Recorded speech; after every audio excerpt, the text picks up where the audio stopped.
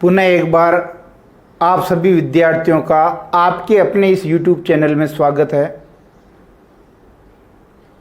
NCERT का पाठ्यक्रम कक्षा 12 में जो हिंदी साहित्य का अंतरा भाग 2 जो अपनी मुख्य पुस्तक है उसका पाठ 1 हम पूरा कर चुके हैं और पाठ 2 चैप्टर संख्या 2 जो है निराला, उसका हम अध्ययन कर रहे थे।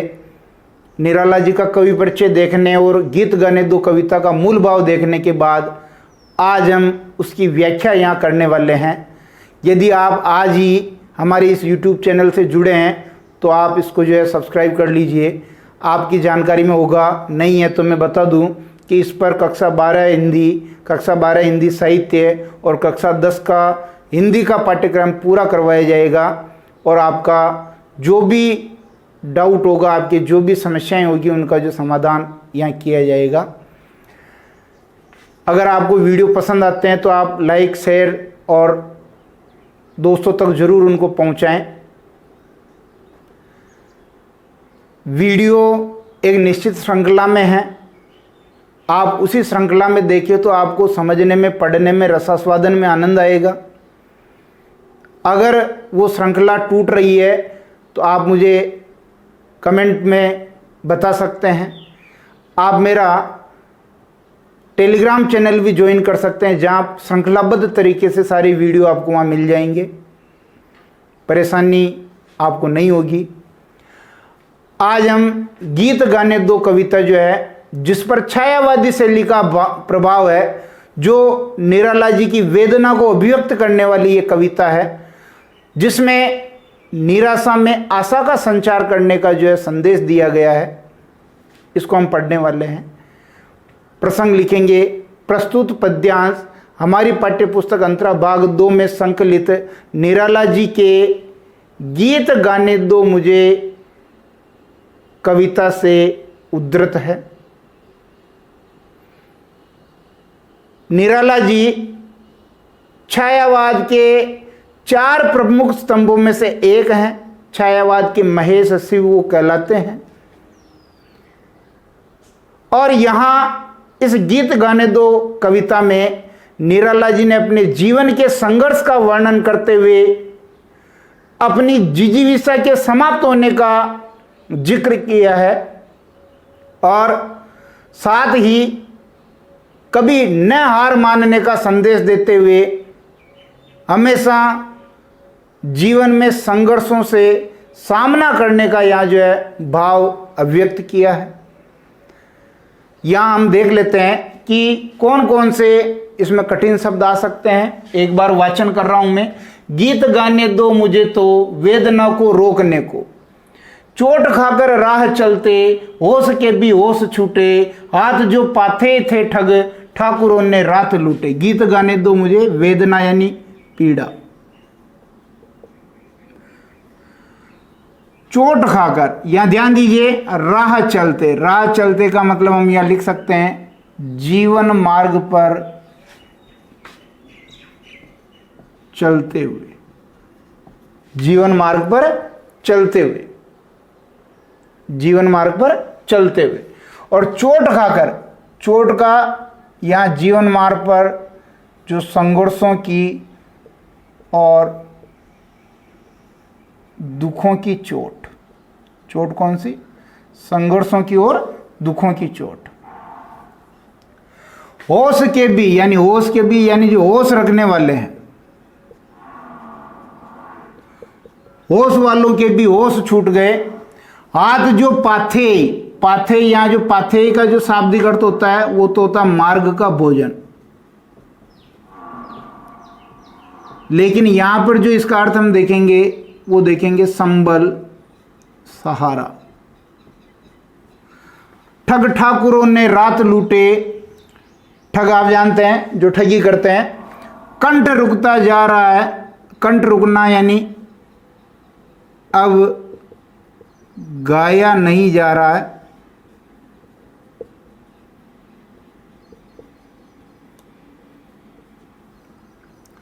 आ रहा है काल, काल यानी मृत्यु, या यहां कह सकते हैं जिजीविषा का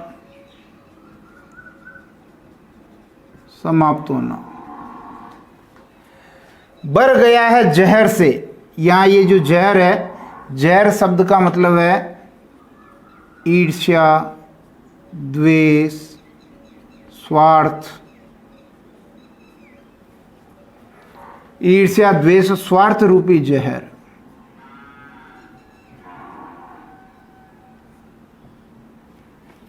संसार जैसे हार खाकर देखते हैं लोग लोगों को सही परिचय न पाकर। सही परिचय यानी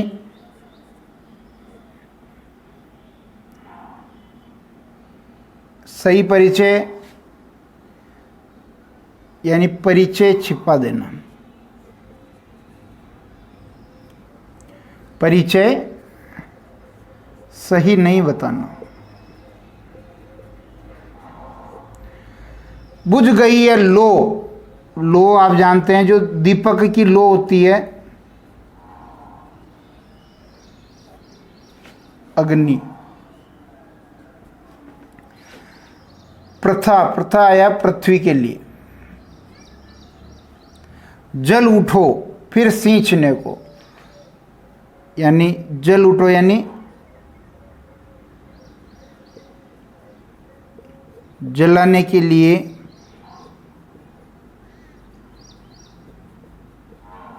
तैयार हो जाओ। ठीक है, ये कुछ कठिन शब्द मैंने यहां निकालने की कोशिश की है। अब हम जो है इसकी व्याख्या देख लेते हैं। व्याख्या हम किस प्रकार करेंगे। प्रस्तुत कविता में, गीत गाने दो कविता में छायावाद के प्रसिद्ध कवि निराला ने अपनी वेदना की स्वानुभूति का वर्णन करते हुए अपने जीवन के संघर्षों का वर्णन करते हुए बताने की कोशिश की है। समाज को, संसार को हमेशा आशावादी बने रहने की जो भाव व्यक्त करते हुए, आशावादी बने रहने का संदेश देते हुए क्या कहा है, जो देखिए। कवि निराला कह रहे हैं अपने जीवन में जो भी उनके संघर्ष थे, उन संघर्षों से वो हताश हैं, निराश हैं और उन्होंने जीने की इच्छा छोड़ दी है। वो कह रहे हैं कि गीत गाने दो मुझे तो वेदना को रोकने को। जीवन के संघर्षों से, जीवन के दुखों से, जीवन की पीड़ाओं से, लोगों के असहयोग से कवि के मन में, कवि का हृदय वेदनामय हो गया है। इसलिए कवि चाहता है कि मुझे अपनी ये वेदना, ये पीड़ा रोकनी है और इस पीड़ा को रोकने के लिए मैं गीत गाना चाहता हूं, मुझे गीत गाने दिया जाए। चोट खाकर राह चलते होश के भी होश छूटे। कवि कहना चाह रहा है कि जीवन मार्ग पर चलते हुए, अपने जीवन मार्ग पर आगे बढ़ते हुए मैंने कम संघर्ष नहीं देखे हैं, खूब संघर्षों से मैंने सामना किया है और उन संघर्षों और दुखों की चोट खा खा करके होश के भी होश छूटे। अच्छे अच्छे होश वालों के जैसे होश छूट जाते हैं, ऐसे मैं भी बहुत मजबूत जो है विचारों का व्यक्ति था या बहुत मजबूत था, फिर भी मेरे जैसे मजबूत व्यक्ति के भी होश छूट गए हैं। हाथ जो पाते थे ठग ठाकुरों ने रात लूटे। कवि ये कहना चाह रहा है, यहां एक पथिक के माध्यम से समझाने की कोशिश की है। जैसे एक पथिक अपनी मंजिल की तरफ जाता है और साथ में वो पाथे ले जाता है, यानी मार्ग का भोजन ले जाता है, जो उसको संबल प्रदान करता है, उसकी रास्ता, उसके मार्ग को, उसके मंजिल पर पहुंचने का जो एक प्रक्रिया है उसको वो आसान बनाता है। पाथे यानी भूख लगेगी तो भोजन कर लेगा, प्यास लगेगी तो पानी पी लेगा। ये क्या है? ये पाथे ही है। ये आपकी जीवन यात्रा को आसान बनाते हैं।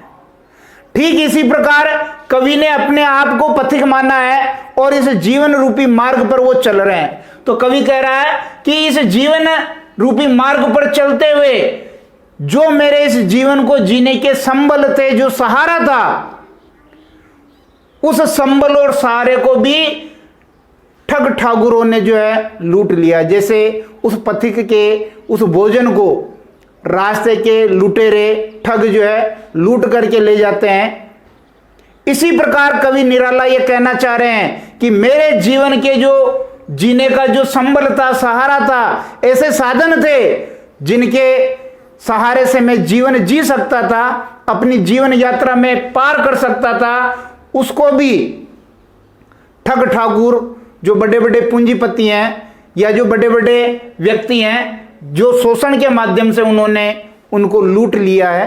कहने का मतलब अब जिस थोड़े बहुत संबल और सहारे के माध्यम से कवि जीवन जी रहा था, अब वो संबल और सहारा भी नहीं रहा है। तो आप ही बताइए अब किसके सहारे वो कवि आगे अपना जीवन जीवे। कंठ रुकता जा रहा है, आ रहा है काल देखो। जीवन का संघर्ष इतना भयानक है, परिस्थितियां इतनी विपरीत है कि कवि ने जिजीविषा का भाव छोड़ दिया है। कवि मृत्यु को प्राप्त कर जाना चाहता है, मृत्यु को गले लगा देना चाहता है। और आपने कभी महसूस किया हो, कभी किसी के मुख से सुना हो तो जरूर आप देखें कि जब व्यक्ति अपने जीवन में अपने मृत्यु के निकट होता है तब उसका कंठ अवरुद्ध हो जाता है, आवाज बाहर नहीं निकलती। ऐसा कहा जाता है कि मरते वक्त व्यक्ति के मुंह से आवाज नहीं निकलती है। तो कवि यहां कहना चाह रहा है कि मैंने मेरे जीवन में संघर्ष करते करते, परिस्थितियों से लोहा लेते लेते मैं टूट गया हूं, मैं बिखर गया हूं। अब मेरे में जीने की चाह नहीं है और मृत्यु मेरी निकट है, जिजीविषा का भाव समाप्त हो गया है और अब मेरे कंठ से आवाज भी नहीं निकल रही, यानी मैं गीत भी नहीं गा सकता हूं, कुछ बोल भी नहीं सकता हूं। इस पूरे पद में कवि ने निराशा का भाव व्यक्त किया है, वेदना का भाव व्यक्त किया है, लेकिन गीत का जो अंतिम पद है, कविता का जो अंतिम पद है, इसमें कवि ने आशावादी बने रहने का जो है संदेश दिया है। क्या कह रहे हैं देखिए, भर गया है जहर से संसार जैसे हार खाकर, इस संसार के लोग जैसे पराजित होकर के ईर्ष्या, राग, द्वेष, स्वार्थ रूपी जहर से भर गए हैं। लोगों में आपसी अपनत्व का भाव समाप्त हो गया, भाईचारे का भाव समाप्त हो गया है, आपस में लड़ने लग गए हैं। ईर्ष्या और तुच्छ स्वार्थ के कारण, तुच्छ स्वार्थ के कारण उनके मन में इस प्रकार का जहर भर गया है कि दूसरे उनको पसंद नहीं है। इसलिए कवि कह रहा है कि भर गया है जहर से संसार जैसे हार खाकर। इस संसार के लोग पराजित होकर के, इन संघर्षों से, इन परिस्थितियों से हार मान करके ईर्ष्या, द्वेष, स्वार्थ रूपी जहर से भर गए हैं। अर्थात इन लोगों के मन में ईर्ष्या भाव है, द्वेष भाव है, स्वार्थ का भाव है, किसी दूसरे को नुकसान पहुंचाने का भाव है और सर्वत्र सबके मन में यही भाव है। देखते हैं लोग लोगों को सही परिचय न पाकर, और इस संसार के लोग दूसरे लोग से अपना परिचय छिपाते हैं, सही परिचय वो नहीं देते हैं। कहने का मतलब यह है यहां कि जो कवि है वो ये कहना चाह रहा है कि लोगों में अपनत्व का भाव समाप्त हो गया है, भाईचारे का भाव समाप्त हो गया है। जो पहले भाईचारे का भाव था, एक दूसरे के सहयोग का भाव था, अब वो समाप्त हो गया है। यानी सही परिचय लोग एक दूसरे को देना नहीं चाहते हैं, और ऐसा तब होता है जब व्यक्ति के मन में कोई छल हो, कोई कपट हो। बुझ गई है लो प्रथा की, जल उठो फिर सींचने को। कवि कह रहा है कि इस संसार के लोगों में जिजीविषा की जो लो है, आप जानते हैं जो अग्नि की ज्वाला, वो समाप्त हो गई है। इसलिए है संसार के मनुष्यों, इस बुझी हुई जिजीविषा की लो को पुनः जलाने के लिए तुम उठ खड़े हो जाओ, पुनः इसको सींचने के लिए तुम उठ खड़े हो जाओ। यानी कवि यहां पर सही परिचय न पाकर, यहां पर कवि ने अविश्वास का भाव प्रकट किया है कि लोगों में क्या भाव है, अविश्वास का भाव है। व्यक्ति व्यक्ति पर विश्वास नहीं कर रहा है, एक दूसरे पर विश्वास नहीं रहा। कहते हैं ना, जब खुद में कोई कमी होती है तो सामने वाले में भी अपने को कमी लगती है। जब व्यक्ति खुद छली कपटी होता है तो सामने वाले पे भी वो विश्वास नहीं करता है। ठीक ऐसा ही भाव यहाँ कवि ने व्यक्त करने की कोशिश की है, और अंत में आशावादी संदेश देते हुए कवि ने जिजीविषा की लो, प्रेम भाईचारे की लो, अपनत्व की लो को पुनः जगाने का जो है यहाँ काम किया है, पुनः जगाने के लिए संदेश दिया है। ये हम इसकी व्याख्या कर देंगे। जो ठग ठाकुर हैं ये पूंजीपति वर्ग का नेतृत्व कर रहे हैं, जिन्होंने छल बल कपट इससे जो है लोगों का जो है शोषण किया है। फिर हम देखेंगे प्रस्तुत कविता पर छायावादी शैली का प्रभाव स्पष्टतः दिखाई देता है। पहला, यह कविता मुक्त छंद में लिखी गई है, खड़ी बोली हिंदी में लिखी गई है, दूसरी हो जाएगी। तीसरी, यहां निराला जी ने अपने वेदना में स्वानुभूति का वर्णन किया, अपनी वेदना का वर्णन किया, अपने संघर्षों और मुश्किलों से जो दर्द उत्पन्न हुआ है उसका वर्णन किया है। भाषा संस्कृत निष्ठ या तत्सम शब्द युक्त है।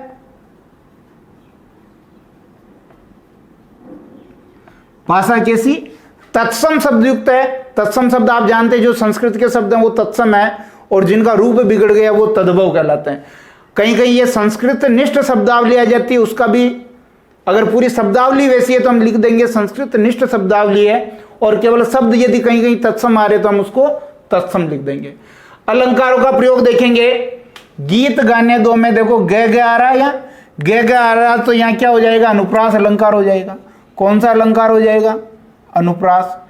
अरे भाई, अनुप्रास अलंकार में वर्णों की आवृत्ति होती है। किसकी आवृत्ति होती है? वर्णों की। फिर देखिए यहां पर ठग ठाकुर, ठग ठाकुर जो आया है इसमें रूपक अलंकार हो सकता है, रूपक अलंकार इसमें हो जाएगा। फिर आगे देखिए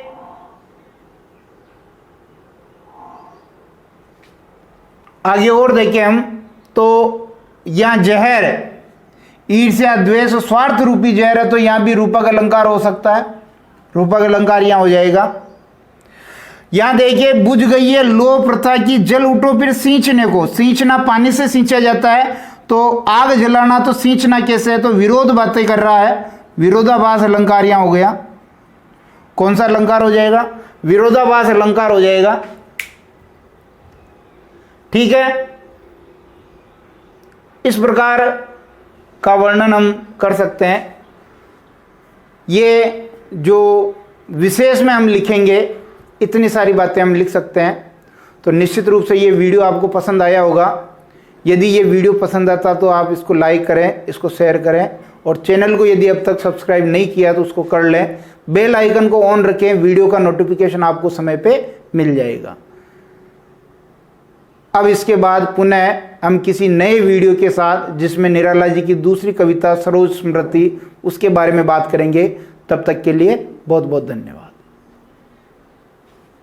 स्क्रीनशॉट ले सकते हैं इसका।